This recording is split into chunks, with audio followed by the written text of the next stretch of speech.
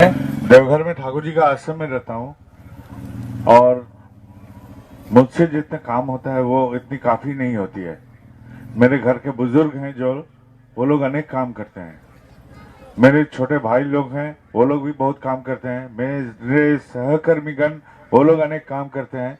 मुझसे इतना कम काम से जैसा कि खुजली हो रहा था, तो मैंने सहकर्मियों को बोले आप लोग के देश में जाएंगे, कहीं कहीं जहाँ सुविधा होगा वहां के स्थानीय दादा लोग माँ लोग जाजन करके लाएंगे, मैं दीक्षा दूंगा। वहां देवघर में मैं जहां रहता हूं वहां दिन में एक समय निकाल के सबसे बात करने का कोशिश करता हूं, लेकिन मैंने एक शर्त आरोप कर दिया कि मैं जहां जाऊंगा वहां जाके किसी से, जो मेरा जान पहचान का हो या ना हो, कुछ भी हो, मैं किसी से एकांत बात नहीं करूंगा। जो भी बोलूंगा आवाज से बोलूंगा। उसमें से जिसको जो लेना है वो ले लेंगे, इसके अलावा मैं आवाज नहीं निकालूंगा, मैं चुप रहूंगा। मैं दीक्षा का कार्यक्रम करूंगा और जो भी बोलना है आवाज में बोल दूंगा। उसमें किसी को जो लेना है वो लेंगे, कोशिश करता हूं। और एक बात है, मैं ओडिया एकदम नहीं बोल पाता हूं। मुझसे या तो बंगला या तो हिंदी, सबको ही बोला उड़ीसा में सबको हिंदी समझते हैं, तो मैंने हिंदी में ही बोलने का कोशिश कर रहा हूं। भाषा को छोड़िएगा, भाषा आता है भाव से, भाव का प्रकाश ही है भाषा। भावना को पकड़िएगा। सबसे पहले विद्यार्थी जो जन हैं यहाँ उपस्थित, उनके लिए मेरा एक सलाह या परामर्श है। ये जो बाप माँ के छत्र छाया में हम लोग अभी हैं, ये सर्वोत्तम सुनहरा मौका है हमारे जिंदगी का। माँ बाप के छत्र छाया में रहने से हम लोग का पेट का चिंता नहीं करना पड़ता है, कपड़े का चिंता नहीं करना पड़ता है, छत का चिंता करना नहीं पड़ता है। लेकिन मुझे एक ही चिंता रहना चाहिए कि मैं इस अवस्था में कोई एक विद्या को हासिल करूं जिससे मेरा बस बाद में मेरा खुद का पेट, मेरा परिवार का पेट पल सके। मेरा खुद का पेट पालने के लिए, परिवार का पेट पालने के लिए एक विद्या को अर्जन कर लेना है। खेल कूद कीजिए शरीर बनाने के लिए, समय बर्बाद करने के लिए। यदि खेल को अपना कैरियर बनाना चाहते हैं तो बेशक कीजिए। जो करना चाहिए आप करने का इच्छा करते हैं, नाच सीखना चाहते हैं, गान सीखना चाहते हैं, या तो आप छवि बनाना चाहते हैं, उसको बनाइए, तस्वीर बनाइए। यदि आप खेलकूद सीखना चाहते हैं खेलकूद सीखिए, पढ़ाई सीखना चाहते हैं तो पढ़ाई सीखिए। लेकिन ये जो भी सीखना चाहिए, जो भी विद्या से आप चाहते हैं कि आपका भविष्य इस पर आधारित रहे, तो उसके लिए आपको दो चीज चाहिए विद्यार्थी। हर विद्यार्थी को एकाग्रता और निष्ठा, ये दोनों चीज चाहिए। ये दोनों नहीं रहेंगे तो कोई विद्या आपसे हासिल नहीं होगा, कभी नहीं होगा। ये दोनों चीज आप लोग दिमाग में रखिए कि ये दोनों चीज आवश्यक है। जिन लोग का विद्या खत्म हो चुका है, जो लोग अभी नौकरी के तलाश में हैं, उन लोग के लिए मेरा एक सलाह है। नौकरी चाहे आपके मन मुताबिक ना हो, आप विद्वान हैं, आपको एक सिक्योरिटी जॉब मिल रहा है, आपको या नजदीकी कोई नर्सिंग होम खुला है, डॉक्टर ने, वहां आपको स्वीपर का नौकरी मिल रहा है, आप बोलिएगा कि नहीं लेंगे, मैं बोल रहा हूं ले लीजिए। वो सीढ़ी का पायदान के हिसाब से आप उसको इस्तेमाल कीजिए, क्योंकि दो तला में चढ़ने के लिए आप सीढ़ी पर चढ़ के आप उठते हैं। यदि मंजिल आपका दो तला चढ़ना है, आप कूद के नहीं चढ़ेंगे, आपको सीढ़ी पर उठ उठ के चलना पड़ता है। तो हर एक नौकरी को सीढ़ी का पायदान के हिसाब से व्यवहार कीजिए और उस पर चढ़ते चढ़ते चढ़ते चढ़ते अपने मंजिल को पाइए। यही मैं कहूंगा नौकरी के लिए जो लोग कोशिश कर रहे हैं, या तो अभी तक भी मन मुताबिक नौकरी नहीं मिला है जिनको, उसके लिए जो लोग व्यवसाय कर रहे हैं, उसके लिए मेरा एक सलाह है, एक परामर्श है। व्यवसाय एक ढांचे में किया जाता है, जिस ढांचे में रह के पैसा उपार्जन किया जाता है। तो व्यवसाय एक ढांचा है, एक कायदा है। दूध से जैसा छेना बनाते हैं, जिंदगी से वैसा ही एक पैसा बनाने का कायदा है। इसका सर्वोत्तम कायदा है व्यावसायिक पंचनीति का पालन करना। जो ठाकुर जी का व्यावसायिक पंचनीति है, वो किसी केंद्र मंदिर से मिल जाएगा, किसी ऋतिक दादा या कर्मी दादा से मिल जाएगा, या तो आपका जो लोग ये चर्चा करते हैं उन लोग से मिल जाएगा। ये मिलने के बाद आप लोग उस हिसाब से आप कोशिश कीजिए जरूर मिल जाएगा व्यवसाय का पंच नीति कहां से भी। या तो इंटरनेट में प्रश्न डालिए, वहां से भी कोई उत्तर दे देगा आपको। किसी भी तरह ये ढांचा क्या है, व्यावसायिक पंच नीति ठाकुर जी का क्या है, वो जानिए, वो जानकारी करके व्यवसाय शुरू कीजिए। व्यवसाय का यही है मूल स्तंभ, इस पर आधारित करके व्यवसाय शुरू कीजिएगा। जितना निवेश कीजिएगा, निवेश का 2% यानी कि 2% यदि नहीं लौटता है कम से कम, तो सोच लीजिए व्यवसाय का चौपट हो रहा है, व्यवसाय बर्बाद हो रहा है, आपका रक्षा करना नहीं संभव होगा, एकदम संभव नहीं होगा। कहां आपका खोट आया है, किस निधि का पालन में आपका खोट आया है, उसको ढूंढिए, उसको मरम्मत कीजिए। उसको मरम्मत करने के बाद आप व्यवसाय शुरू कीजिए। और नहीं कीजिएगा तो वो बर्तन में जहां छेद हुआ है वो उससे पानी डालिएगा तो पानी इतना निकल जाएगा कि आप कर्ज में डूब जाएंगे, घर बार नष्ट होगा, परिवार आपका सर झुकाए समाज में चलेगा। कोई व्यवसायी ये नहीं चाहेंगे। यदि कोई निर्णय नहीं ले पाए कि कहां खोट हो रहा है, व्यवसाय बंद कीजिए, जरूरत होगा तो छोटे व्यवसायी जो लोग हैं वो लोग नौकरी कर लीजिए कुछ दिन, कहां खोट हुआ था उसको ढूंढिए, उसको मरम्मत कीजिए, फिर से शुरू कीजिए। अब बिना मरम्मत का यदि शुरू करते हैं बर्बाद हो जाएगा। जो माँ बाप यहाँ उपस्थित हैं उनके लिए मेरा एक सलाह है। माँ बाप लोग बच्चे का शादी विवाह के लिए वो लोग सोचते हैं, बहुत सोच में रहते हैं, उन लोग के लिए मेरा एक सलाह है कि आप लोग बेटियों को श्रृंगार सिखाइए। श्रृंगार का मतलब खाली सजना धजना नहीं, श्रृंगार का मतलब खुद को भी उपस्थापना करना, किस स्थिति में, किस परिवेश में, कहां, किस अवस्था में कैसे बर्ताव करना चाहिए, कैसे कथा बोलना चाहिए, कैसे आचरण करना चाहिए, समुदाय अभिव्यक्तिगत प्रकाश, इन प्रकाशों को सिखाइए, इन प्रकाशों को जानकारी दीजिए, तब हो सकता है। कैसे?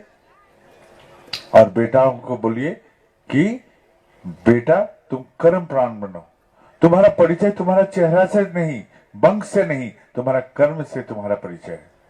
फिर अपने रिश्तेदारों को बोलिए, सजाती के आदमी को बोलिए, हितैषी जन को बोलिए, ठीक संजोग आ जाएगा शादी ब्याह के लिए। जो लोग यहाँ अस्वस्थ है, बीमार है, उनके लिए मेरा एक परामर्श है।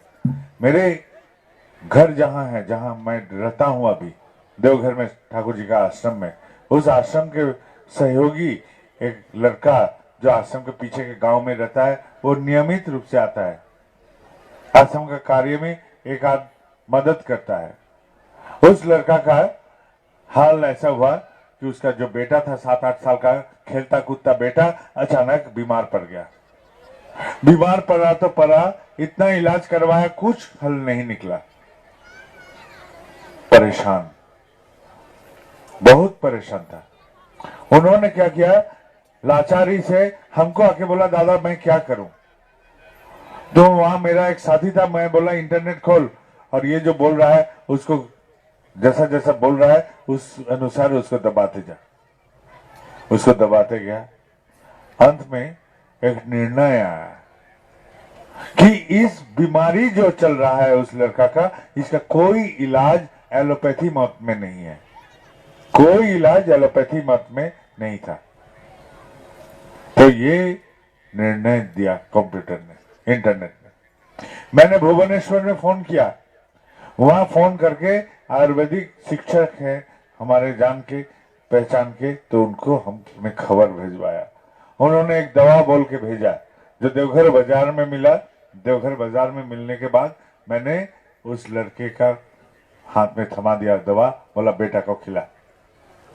वही बेटा जो अभी तक बीमार पड़ा था, वो 1 हफ्ता के भीतर खेल कूद करना फिर से शुरू कर दिया, स्वस्थ हो गया। तो मेरा कहानी का इसका निष्कर्ष यही था कि पहले आप खुद रोग के बारे में जानिए, खुद के विषय में जानिए।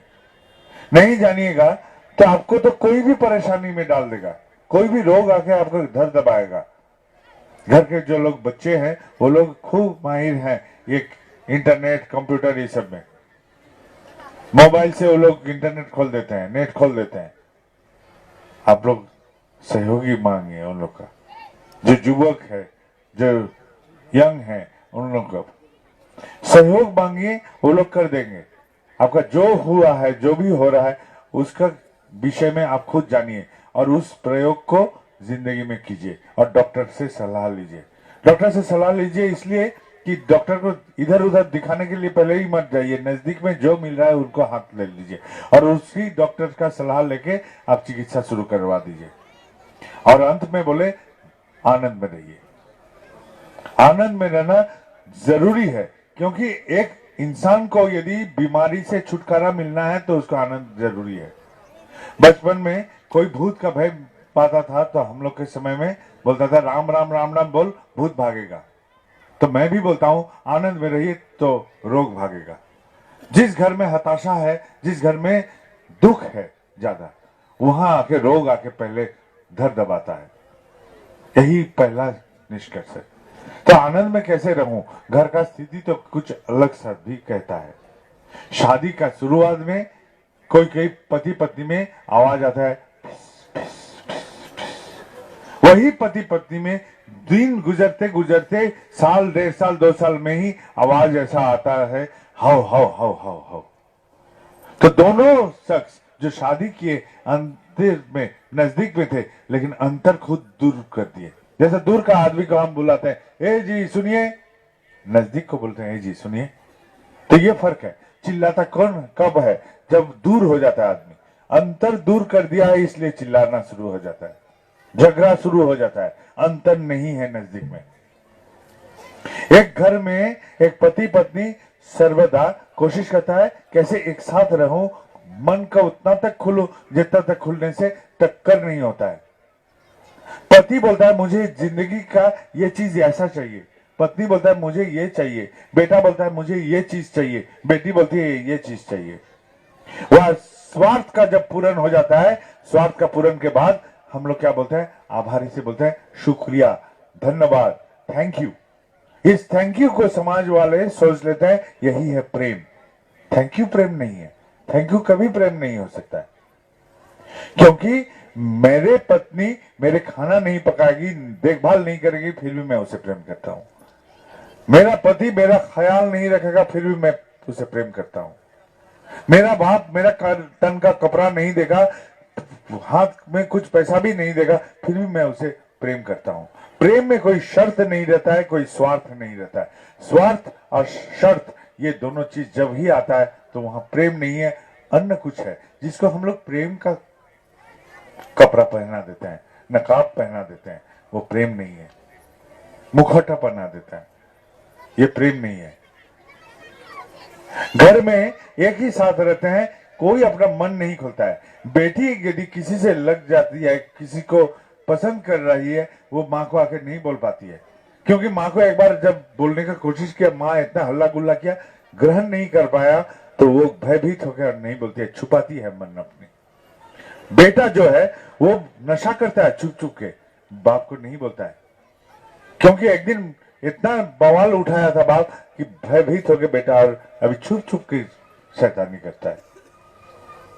पति के पास पत्नी अपना हृदय पूरा नहीं खोलती है, वो अपने धुन में माहिर रहती है, क्योंकि इसके साथ यदि मन खोल लो तो ये चिल्लाना शुरू कर देते हैं। यदि पत्नी के सामने उसका भीतर का जो भावना है वो प्रकाश करे तो पत्नी घबरा के रोना शुरू कर देगी। ऐसी स्थिति है एक परिवार के छत के छाये में। सब अपने धुन में, घर में जब प्रवेश भी करता हूं, सब अपना अपना धुन में व्यस्त हो जाता है। बेटा बेटी, पति पत्नी, सब अपना धुन में व्यस्त हो जाता है। कोई एक साथ खाली खाने के संबंध है, खाना बना है, ये बना है, वो हुआ है, जैसा कि उसी के लिए सही संबंध टिका हुआ है हम लोग का। दो बात करने का, दो बात सुनने का भी मौका कोई किसी को नहीं देते हैं हम लोग। ये तो क्या है पारिवारिक स्थिति। और घर में बेटा को हम शिक्षा देते हैं, बेटा सच बोलना चाहिए। वही बेटा को हम बोलते हैं जब पैसा मांगने कोई आ जाता है मेरे पास घर में, तो बोलते हैं बेटा जाके बोल बाप घर में नहीं है। माँ बोलती है बाप बुजुर्ग है, उनका कहना मान। वही माँ रात को देखते हैं बाप से झगड़ रहा है। बेटा सोचा कि अच्छा तो है, समाज में अच्छा अच्छा बात सुनो लेकिन मंद काम करो। तो क्या हुआ? बनाना चाहता था बच्चे को मधुमक्खी, जो घर संसार बाहर से अच्छा चीज संग्रह करके मेरे परिवार में लाएगा। बन गया है मलमक्खी, पैखाना में बैठना, मल मतलब पैखाना, पैखाना में बैठने वाला मक्खी, वो मलमक्खी बन गया। वो पहले तो स्कूल में, अच्छा स्कूल में गया, गाली सीख के आया, मंद आचरण सीख के आया, और एक दिन वो क्या किया, नशा भी सीख के आ गया। स्थिति बिगड़ते गया। माँ जी आप पीछे में खड़ा रहिए तो इन लोग का भी शांति, आपका बच्चा का भी शांति, या बैठ के उसको कोई अच्छा नहीं लग रहा, थोड़ा सा पीछे चले जाइए या तो इधर खड़ा रह जाइए, कोई असुविधा नहीं, उठने से कोई किसी का असुविधा नहीं होना। तो ऐसे स्थिति में हम चाहते हैं बेटा अच्छा इंसान बने, घंटा बनेगा, बड़ा ऑफिसर बना दिया, हम पैसा लगा लगा के उसको बड़ा ऑफिसर तक बना दिया, लेकिन घूसखोर बना। बहुत क्षमता प्राप्त किया लेकिन सताने वाला बना, समाज को सताने वाला, अच्छा नहीं बना। घर के बाहर यदि चौखट में, आंगन रख के बाहर निकलते हैं तो क्या होता है, वहां आके हम जिससे मुलाकात करते हैं हृदय छुपा के, दोनों बंधु का मिलन होता है हृदय छुपा के। बचपन में तो हृदय खोल के बात करते थे, लेकिन जब जब बड़ा होते हैं हम लोग समझ लेते हैं कि कुछ चीज है जहां मन नहीं खुला जाता है। मन खोले तो यहां टक्कर लग जाएगा। सबके पास अपना मन छुप छुप के, जैसा कि मानो दम घोटी अवस्था में वहां विराज कर रहा है। सबके हृदय खोले तो कहां, घर में नहीं सब सुविधा होता है, बाहर भी खोले तो आधा अधूरा खोलते हैं। दोनों कर्मी टक्कर ले लेते हैं, कैसे लगेंगे? ठाकुर जी का यदि दो कर्मी हैं तो कैसे टक्कर लेते हैं? टक्कर लेना ही नहीं चाहिए, क्योंकि हम यदि ढाल में दो गाड़ी को छोड़ देंगे और दोनों में ड्राइवर नहीं रहेगा तो टक्कर लग जाएगा, लेकिन एक में भी ड्राइवर रहेगा, वो ब्रेक मार के गाड़ी को गियर में फंसा देगा, टक्कर नहीं लगेगा। दोनों ढाल से दोनों गाड़ी टक्कर नहीं खाएगा। तो दोनों कर्मी में यदि टक्कर लग रहा है और मिलन का आकुति नहीं है, मान लीजिए दोनों के भीतर ठाकुर जी नहीं है। और यदि मिलन का आकुति है तो मान लीजिए इन लोग के बीच में ठाकुर जी है। और यदि टक्कर ही नहीं लगता है तो मान लीजिए इसमें किसी के पास ठाकुर जी है, जिसलिए टक्कर नहीं लग रहा है। यही निर्णय लीजिएगा समाज को देख के। अभी इस सामाजिक स्थिति में हम लोग कैसे आनंद में रहें, इसका भी तो उपाय ढूंढना है। सबसे पहले क्या है, जिंदगी एक तेज बहाव नदी जैसा। तेज बहाव नदी में यदि नाव को आप ठीक ठाक रखना चाहते हैं तो पार में गाछ के साथ बांधे देते हैं। इस बंधन जो है, इस बंधन नाव को इधर उधर जाने नहीं देता है। वो हिलेगा डुलेगा, लेकिन नाचेगा कूदेगा, लेकिन भागेगा नहीं। ये बंधन जरूरी है। ये बंधन को ही मान लीजिए दीक्षा है। ये बंधन जरूरी है, नहीं तो क्या होगा, ये बंधन नहीं रहेगा, नाव को आप छोड़ दीजिएगा, तेज बहाव में नाव जाके जल प्रपात जो बोलता है ओडिया में, हिंदी में बोलते हैं धुआंधार, धुआंधार में गिर के नाव चूर चूर हो जाएगा। किस लिए दीक्षा लूं, क्यों दीक्षा लूं, ये निर्णय भी हम एक कहानी बोलते हैं। एक गाय था, घास खा रहा था, तो गाय घास खाते खाते उसका साथी सब उसके मालिक के साथ चला गया, लेकिन वो घास का लालसा में रह गया जंगल किनारे, वहां अच्छा भला भला घास मिला, खा रहा था। शाम का अंधेरा जैसे ही ढला, उसको ख्याल भी नहीं आया, एक बाघ निकला शिकार पे, देखा कि अच्छा गाय है, उसका पीछा किया, गाय भागा, भाग के कचरे में जाके फंस गया। जैसे गाय फंसा, गाय फंसने से बाघ भी कूदा उसके पीछे से, वो भी जाके कचरे में फंस गया। अब दोनों जानवर कचरे में फंसा हुआ। गाय चाहता था वहां से निकाल के बाघ के चंगुल से भागू, और बाघ चाहता था वहां से निकाल के गाय को पकड़ के खाऊं। दोनों ही नाकामयाब वहां पर आ रहा। अब बाघ बोला, देख कचरा सूख रहा है, सूखेगा तो हम उठ के पहले तुझे खाएगा। तो गाय बोला, क्या खाएगा रे, मुझे हंसना शुरू कर दिया। मेरा कान खरा है, घंटा का आवाज मिल रहा है, शंख का आवाज मिल रहा है, मैं घर नहीं गया हूं, मेरा मालिक साथी लेके सब हमको खोजने निकल रहे हैं। उस सबके पास लाठी है, भाला है, हमको यहां से उद्धार करके ले जाएगा। मेरा तो मालिक है, हमको उद्धार कर लेगा। तेरा कौन है? जिंदगी में कोई नहीं है, तुझको कौन रक्षा करेगा? ये रक्षा पाने के लिए हमको एक मालिक चाहिए। कौन चीज का रक्षा? घर में पति का देहांत होगा तो पत्नी का कहां चोट पहुंचता है? शरीर में, मन में। बाप का देहांत हो जाता है, बच्चों का कहां चोट पहुंचता है? शरीर में, मन में। पत्नी का देहांत होगा तो पति का कहां चोट पहुंचेगा? शरीर में, मन में। मन को बचाना है। ये मन ही है वो अंग जो ईश्वर ने हमको दिए हैं। जानवर और हम इंसान में फर्क कहां से है? जानवर का एक ही नियत है, आहार, निद्रा, मैथुन, यही लेके वो लोग खुश रहते हैं। लेकिन हम लोग आहार, निद्रा, मैथुन से खुश नहीं रहते हैं। हम लोग चाहते हैं जिंदगी कैसे और भी सुंदर रहे। मैं जो खा रहा हूं वो और भी सुंदर से कैसे खाऊं, कम खाऊं, लेकिन कैसे अच्छा तंदुरुस्त रहूं। जो काम कर रहा हूं उसे कैसे और भी हम उपार्जन करूं।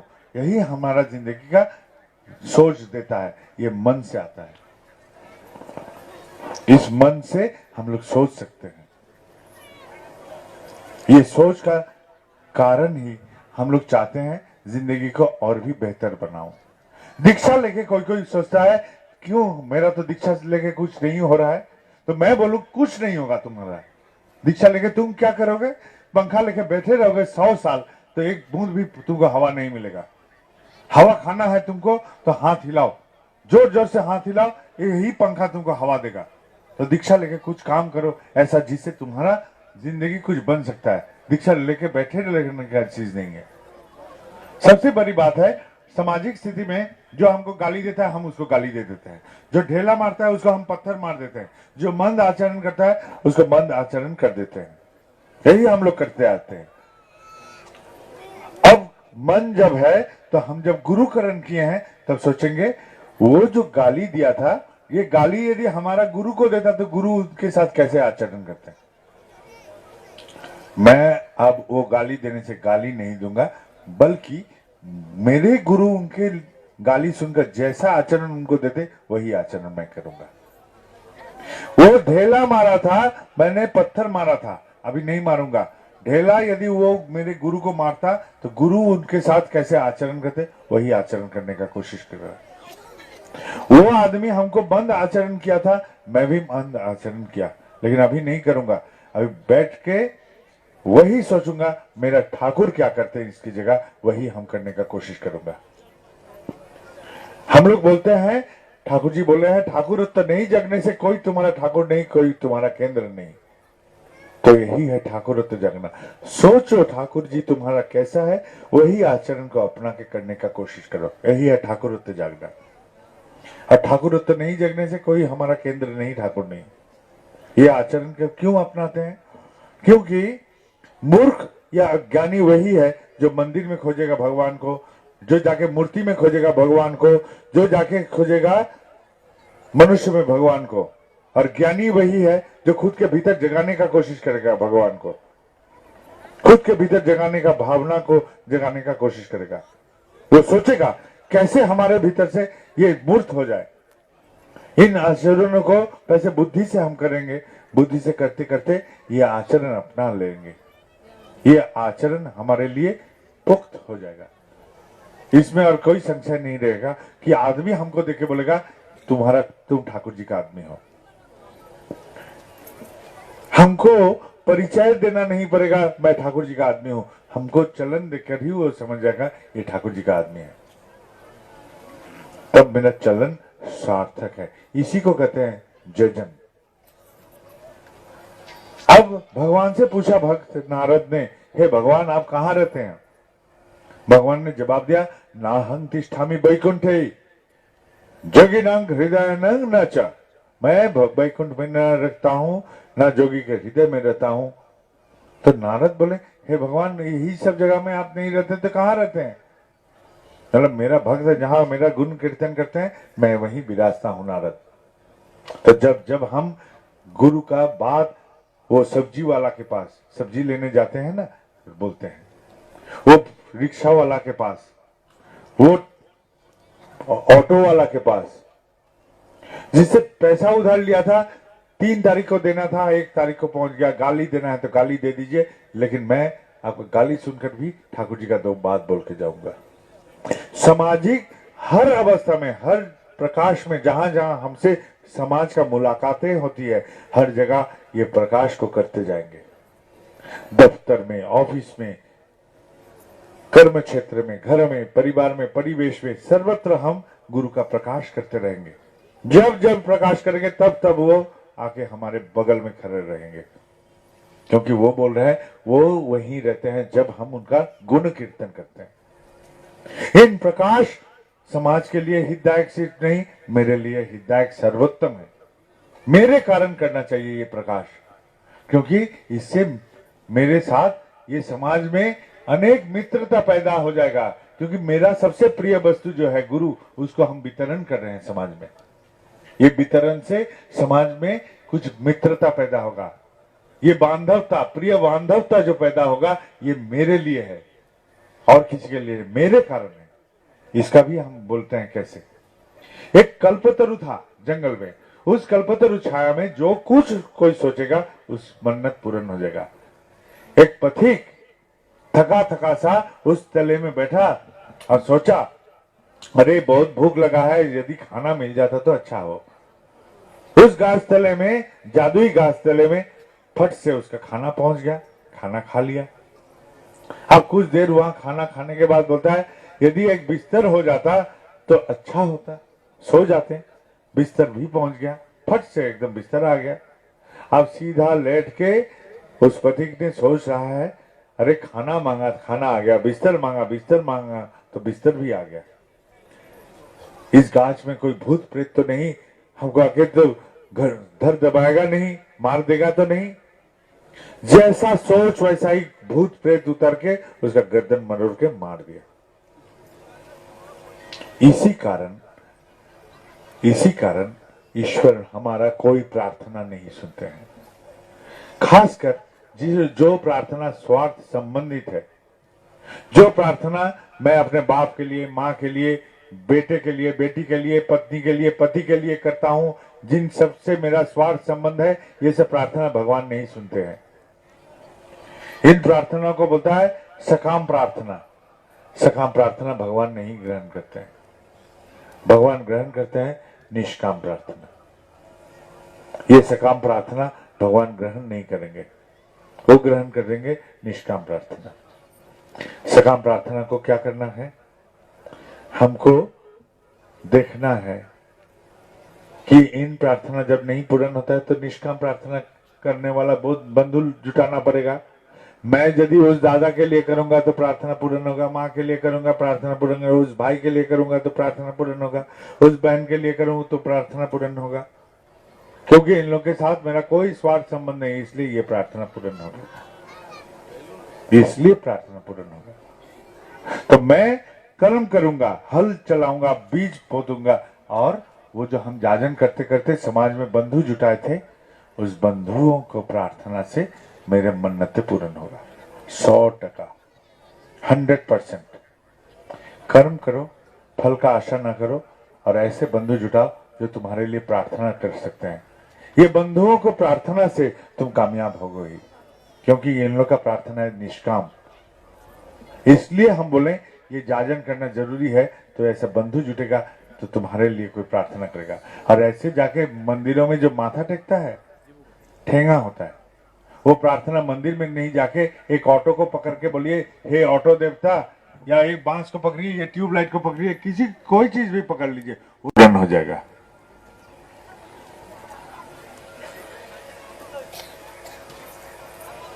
वो भी पूर्ण हो जाएगा। क्यों? वो पूर्ण क्यों होगा? क्योंकि 100 प्रार्थना में 2-4 ही पूर्ण होता है, बाकी नहीं। वो भगवान के द्वार में बोलिए, वो उस जगह में बोलिए, कोई नाली में बोलिए, ऐसे ही बेकार जाता है। वो सब प्रार्थना ऐसे ही हो जाता है, आप कोशिश करें ना करें, वो ऐसे ही हो जाता है।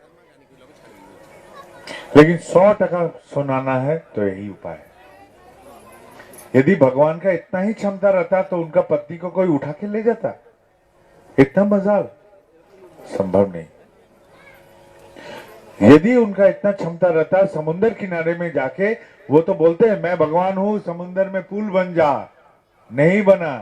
पुल बनवाना पड़ा, आदमी जुटा के बोला है पत्थर फेंको, लकड़ी फेंको, गाछ फेंको, सब कोई मदद करो, बनो पुल। पुल बना गया। और क्या हुआ, भगवान की दरबार में भी इतनी क्षमता रहती, तो रावण से जब मुठभेड़ हुआ भगवान का, तो वो तो भगवान थे, बोला मैं भगवान हूं, रावण मर जा, मरा तो नहीं, युद्ध करना पड़ा, स्वयं भगवान को कर्म करना पड़ा, बिना कर्म का उसका आशा पूर्ण नहीं हुआ, पूर्ण नहीं भी होगा, करने का संभव ही नहीं। तो भगवान का ही कर्म से यदि पूर्ण मन्नतें पूर्ण होती है, तो मैं इंसान कहां से पंखा लेके बैठे रखे बोलूं कि हाँ दीक्षा लिए हैं कुछ हो जाएगा, ये कर्म हमको करना पड़ेगा। उपाय दूसरा भी है भगवान को सुनाने का, वो उपाय हम आपको एक कहानी बोलते हैं। एक बाप ने, लाचार बाप, क्योंकि उसका बेटा को जहर दे दिया गया था, जहर का असर फैल गया, कलकत्ता में नौकरी नया लगा था लड़का का, बाप ने चला आया, आके बेटे के पास आके दिखता है बेटा कोमा में है, कोई उपाय नहीं, डॉक्टर बोल रहा है एकदम जहर फैल गया है। अब क्या हुआ, रोते रोते, हम कलकत्ता में उस वक्त संजोग से थे, वो पहुंच गया, पहुंच के हमारे पास रोना शुरू किया और हम उसको गाली देना शुरू किए, क्योंकि वो बहुत जानचीन का था। हम बोले अरे मूर्ख, आपने ठाकुर को कहा है बोला कि बेटा को प्राण भिक्षा दीजिए, आप कौन होता है ठाकुर को ऑर्डर देने वाला, भगवान को ऑर्डर देते हैं। मेरा कुछ मानना भी है जिंदगी के बारे में, कि एक बच्चा जब रोता है, छोटा बच्चा, तो उसका आवाज है वहां वह वह वह, जब ये वह वह आवाज सुनता है, माँ को कैसे पता चलता है कब कपड़ा बदलूं और कब उसको दूध पिलाऊं। एक माँ, एक इंसान होकर यदि बच्चे का क्या चाहिए वो समझती है, तो भगवान का क्या इतना औकात नहीं है कि हमारा क्या चाहिए वो समझे। हम लोग मूर्खता करते हैं, भगवान को ही ऑर्डर देते हैं, जैसे कि बाप का नौकर है, भगवान आके बोलेगा हे प्रभु आज क्या चाहिए, ऐ मेरा बेटा का नौकरी लगा दो, भगवान फिर आके बोलेंगे हे प्रभु आज क्या ऑर्डर है, मेरा बेटी का शादी ठीक करवा दो, और भगवान जैसे मेरे बाप का नौकर है फिर आके बोलेंगे हे प्रभु आज आपका ऑर्डर क्या है, मेरा माँ का पैर में घुटना में दर्द है उसको ठीक करवा दो। हम लोग ऑर्डर देते हैं भगवान को, भगवान का ऑर्डर कहाँ लेते हैं। भगवान को कुछ सलाह का जरूरत नहीं, वो जानते हैं हमको क्या चाहिए। इसलिए मैं उस बाप को डांटा, इतना डांटा, तो क्यों आप ठाकुर जी को बोला कि प्राण भिक्षा दो, ठाकुर जी समझते नहीं है, डांट फांट हो रहा है, वो रो रहा है, लाचार तो है, बेटा मर रहा है, डॉक्टर बोल दिया कोई आशा नहीं है। मैंने बोला डॉक्टर क्या बोला, बोला कोई आशा नहीं। आपका बाप का हृदय क्या बोलता है, कोई आशा नहीं। हम बोला अभी जाओ ठाकुर जी को बोलो मैं गलत प्रार्थना किया था ठाकुर, तुम और तुम्हारा पत्नी दोनों मिलके जाओ प्रार्थना करो कि मैं गलत प्रार्थना किया था, एकदम गलत प्रार्थना। मैं एक लाचार बाप हूं, मैं उसका चिकित्सा करवा रहा हूं, जितना संभव जितना भर हो सके वो चिकित्सा करवा रहा हूं। आप उसका प्राण जाने से यदि उसका मंगल होता है तो प्राण ले लीजिए, और उसका जान बख्शने से यदि उसका मंगल होता है तो जान बख्श दीजिए, जो आपका इच्छा है वही कीजिए। उस जीवित रहने से यदि मंगल है तो जीवन दीजिएगा, मृत्यु से यदि उसका मंगल है तो मृत्यु दे दीजिएगा। मुझे कोई मालूम नहीं उसका किससे मंगल है तो मेरा बेटा, लेकिन मुझे मालूम नहीं उसका क्या मंगल है। एकदम कपट नहीं लगेगा, छल कर नहीं करेगा, बोलो ऐसा बात, यही प्रार्थना किया। हम लोग रोना छोड़ो, ठाकुर जी पर समर्पित किया। वही लड़का जिसको डॉक्टर बोला कोई आशा नहीं, जिसका बाप का हृदय बोला कोई आशा नहीं, वही लड़का शाम 1:30 बजे प्रार्थना किया, शाम में वो बैठ गया, बैठ के बोलता माँ भूख लगी है खाने दो। ये सच एक घटना है, मेरे सामने में हुआ है। कौरव सभा में द्रौपदी को खींचा लाया गया, बोला कपड़ा उतारो इसका, उतारो कपड़ा, बचाने वाला कोई नहीं, बेबस औरत दोनों हाथ से, यहाँ बहुत माँ लोग बैठे हैं, आप लोग समझ सकेंगे ये कैसी हालत हो सकता है। एक बेबस औरत को ऐसे दोनों हाथ से कपड़ा को एकदम ढक के रो रही है, मिनती करे, कोई बचाने वाला नहीं, खींचा जा रहा है, कपड़ा उतारा जा रहा है। अब कोई चारा जब नहीं रहा तो उन्होंने एक हाथ उठा के बोल दिया, मधुसूदन रक्षा करो। मधुसूदन सुने नहीं, सुनने का अवसर भी नहीं। तुम प्रार्थना कर रही हो या खुद को बचा रही हो? एक हाथ तो तुम्हारा कपड़े में ही है, तो ये क्या ऐसा प्रार्थना है? सुने नहीं मधुसूदन, ऐसा जोर खींचा अभी कपड़ा खुलने के ही संभावना आ गया। अब उपाय जब नहीं रहा, द्रौपदी दोनों हाथ फैला के बोली, मधुसूदन रक्षा करो। ऐसी प्रार्थना जब संपूर्ण समर्पण हुआ तो इतनी वस्त्र आना शुरू हो गया और उसका नंगा किया ही नहीं गया, संभव ही नहीं हुआ। ये संपूर्ण समर्पण से भगवान ऐसा भी हमारे पास आ जाते हैं। एक तो है कर्म करो, प्रार्थना करने वाला समाज से जुटाओ। तुम्हारा प्रार्थना करने वाला यदि समाज में मिल गया तो तुम फल पा जाओगे। और दूसरा है संपूर्ण समर्पण कर दो, फल का आशा मत करो, जो करना है वो करेंगे। वो बहुत बड़ा मादारी है, वो ऐसे खेल दिखा सकते हैं जो हम कभी नहीं देखे। तो यही दो उपाय है। अब चलते हैं सांसारिक चित्र में। सांसारिक चित्र बिखर बिखर सा गया था। इस बिखर चित्र लेके एक परिवार देवघर में पहुंचा, आके बोलता है, दादा क्या करें? हम बोले, ऐसा पारिवारिक स्थिति है तो हम क्या बोले? एक काम कीजिए, दिन में तो सब कोई अपने अपने माहौल में व्यस्त रह जाते हैं, लेकिन रात का भोजन एक साथ कीजिए। घर में कोई किसी का नहीं है, वो बोला। हम बोले, देखो ना, करके तो देखो, सब कोई खाओ, एक साथ खाओ, भोजन करो। हाथ का जूठा हाथ को सूखने दो और तब तक बातें करते रहो। हृदय खोलो, हृदय में सारे दिन का जितना कथा है सब उजाड़ करो, खोल दो सबके सामने। एक तो परिवार है, यही तो परिवार है, खोलो।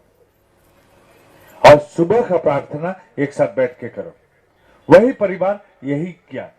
करने के बाद वो परिवार 1-1.5 महीना के बाद आके बोलता है कि दादा बहुत आनंद में है, बहुत खुश हैं हम लोग। अभी आप लोग भी कर सकते हैं, अपने परिवार का रात का भोजन एक साथ कीजिए। पूरा कथा जो है हृदय का सब खोल डालिए। जिनका परिवार में कोई असुविधा है तो आप लोग करके देखिए ना एक बार।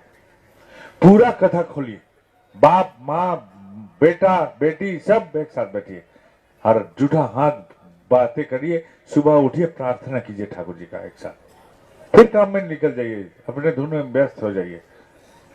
तो हो सकता है जो माँ खाना पकाती है तो उस माँ का हाथ जो जल गया था, कोई देखने वाला नहीं था, पूछने वाला नहीं था घर में, वहां के बेटी मलहम लगा दी। आज जिस बाप ने कमर में हाथ लगाया था, उस बाप का कमर में आज बेटा के मालिश कर दिया। बाप ने आज पहली बार बेटा को बोला, बेटा नशा करना छोड़ दे, भविष्य में तेरा जिंदगी के ऊपर ही निर्भर रहेगा तेरा परिवार, अपना खुद का जिंदगी नष्ट मत कर। और हमको देख के यदि भ्रमित हुआ है, मेरे कथा से चलन से भ्रमित हुआ है, तो छोड़ दे हमको। ये है घर के मालिक ठाकुर जी मेरे, इनको हम पकड़े हैं, ऐसे बन। यदि देख के चलना है तो उनके माफिक बन, चलना है उनके माफिक चल। मेरे घर के मालिक वो हैं, हम प्रतिनिधित्व कर रहे हैं उनका, वही मूल है, उनके जैसा बन। हो सकता है वो मलखोर मक्खी जो बन गया था मेरा परिवार वाले बेटा, वो उसी मधुमक्खी बनने का कोशिश करेगा। मेरी बेटी को आज अपने पत्नी ने बोल दी, देख बेटी, तू जब छोटी थी ना, तेरे गीले कपड़े जब बदलते थे तो मेरा आंख लग जाता था। बीच रात को तू जब रोती थी भूख की तरफ से, मुझे लगता था माथा फट जाएगा, बेहोश पड़ जाऊंगा, इतना नींद लगता था, फिर भी मैं तुझे दूध पिलाती। और आज तू उलट चलती है तो मुझे बहुत कष्ट होता है। हृदय खोलेगा, एक परिवार का यदि हृदय खोलेगा, यहां बंधन होगा। पारिवारिक बंधन यदि तैयार होगा तो ये समाज का कोई कल्याण होगा। ऐसा परिवार से समाज का, परिवेश का, देश का कल्याण होता है। खोल के देखिए खुद को, हृदय खोलिए परिवार के पास, एक साथ जुट के देखिए, यही उपाय है। विश्वास कीजिए, आसमान से कोई भगवान आके हम लोग को बचाएगा नहीं। विश्वास कीजिए बाबाईदा बोलकर कोई एक जादुई आदमी नहीं है जो हाथ छू देने से कोई मंगल होता है, ठेंगा होता है। उसका छू देने से यदि होता तो उन लोग का बच्चा, मेरा बच्चा जो है, उन लोग को बीमार पड़ने से डॉक्टर दिखाना नहीं पड़ता। मैं छू देता, वो शुद्ध होता, नहीं होता है। हमारा छूने से कुछ मंगल नहीं होगा। हम छू देने से यदि होता तो हम पहले अपने बच्चे लोग का कलम छू देते, उन लोग को पढ़ाई करना नहीं होता है, उन लोग को करना पड़ता है, पापड़ बेलना पड़ता है। ये दुनिया का रिवाज है। आप इस मंच दिए हैं हमको देखने की सुविधा, ये जमीन में बैठा दीजिएगा तो वही बात हम बोलेंगे, वहां रास्ते में बैठा दीजिएगा एक ही बात निकलेगा। मैं एक साधारण सा आदमी हूं, मेरा ठाकुर चिंतन ऐसा है। कोई यदि बोलता कि हम चमत्कारी बाबा हैं तो हम तो जानते हैं इसे पाखंडी है, क्योंकि भगवान राम को ही सेतु बंधन करना पड़ता है, रावण से युद्ध करना पड़ता है, तो तू ही क्या हमारा चमत्कार करेगा। यदि वो हमको भूल भुलैया में फंसा भी देता तो हम उसके चंगुल से भागते, क्योंकि जितनी भर कर्म क्षमता देके भगवान ने हमको भेजा है वो भी भुला देता, तथास्तु तथास्तु करते करते। और वो तो खुद जब मरता, बुढ़ापा तो आता ही उसका, वो तो मरता और हमको लेके डूब के मरता, हमका कर्म भी बुला के मरा देता, वो हमको लेके डूबता। जितना भर जिंदगी हम अकेले रहते हैं, उसके अलावा तो हम एकदम लाचारी और बेबसी में गुजारते। मुझे ऐसा गुरु चाहिए जो कचरे में पड़ने से उठने का कायदा दिखा दे, पानी में पड़ने से हाथ पैर हिलाते हुए तैरा कैसा जाता है वो सिखा दे। जिंदगी को हम तब आगे बढ़ा सकते हैं। हमको मालूम है ये धर्म का जगत है, वीरों का जगत, ये कायरों का जगत नहीं है। जो धर्म पालन करके चलते हैं वो वीर हैं, और कायर नहीं है। और कायर यदि हैं तो धर्म पालन नहीं है, धर्म का पालन नहीं करते, विधर्मी है, उनका कोई धर्म नहीं है। और एक बात है, मेरे ठाकुर कोई चमत्कार नहीं जानते हैं। मेरा जो ठाकुर है वो कोई चमत्कार नहीं जानते हैं, लेकिन वो मेरे साथ रहते हैं, मैं उनके साथ रहता हूं, तो ऐसा लगता है हमको कि हाँ दुनिया मेरे मुट्ठी में है, मुझसे सब संभव है, ये महसूस करता हूं। मैं समर्थवान नहीं हूं, एक साधारण सा इंसान हूं, लेकिन ये ऐसा स्थिति करते हैं कि मेरे मन में ऐसी भावना पैदा होता है। यही है मेरे ठाकुर जी। आप लोग का ठाकुर जी कैसे हैं हमको मालूम नहीं, मेरा ठाकुर जी ऐसे हैं। हम राहु शनि केतु अश्लेषा मघा सबको लात मार के निकाल दिया मेरा जिंदगी से। क्यों बोलिए तो मुझे मानना है किंकर वे ग्रह सर्वा जस्य केंद्र बृहस्पति, मेरा मानना यही है। जिसका जीवन केंद्र में गुरु है उसका कोई कुछ नहीं बिगाड़ पाता। ये शनि राहु क्या केतु क्या है, उसका कोई खेत का मूली ही नहीं है, वो तो एकदम फालतू है।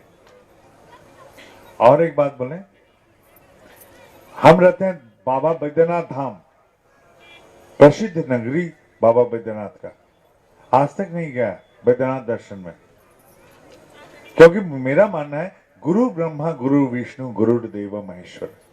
यहाँ बगल में यदि मेरे पास एक पानी का बोतल है तो इसी से हम पानी पिएंगे। हम अभी 10 माइल दूर जाके तालाब ढूंढ के पानी क्यों पीने जाएं? प्यास बुझाना यदि काम है, नजदीक के बोतल से ही हम पी ले जाएंगे। यही मेरा मानना है, यही मेरा जुक्ति है, जीवन का जुक्ति मेरा यही है। मेरा जो बातें हैं इन जुक्तियों को यदि आप लोग को पसंद हुआ तो ग्रहण कीजिएगा, यदि लगा कि बेफिजूल बात बोल के गया छोड़ दीजिएगा, एकदम निकाल दीजिएगा मन से, एकदम लेना नहीं है। लेकिन यदि लगा इस बातों में कुछ जुक्ति इन्होंने बोला है जो सही सलामत है तो लेके चलिए, अपार आनंद जैसे मैं महसूस करता हूं आप लोग भी पाइए। अभी हम उठूंगा, यहाँ दीक्षा का कार्यक्रम है, करके हम फिर घर चले जाएंगे। आप सबके लिए मेरे मंगल प्रार्थना, आप लोग खुशहाली में रहिए, मंगल में रहिए। जय गुरु।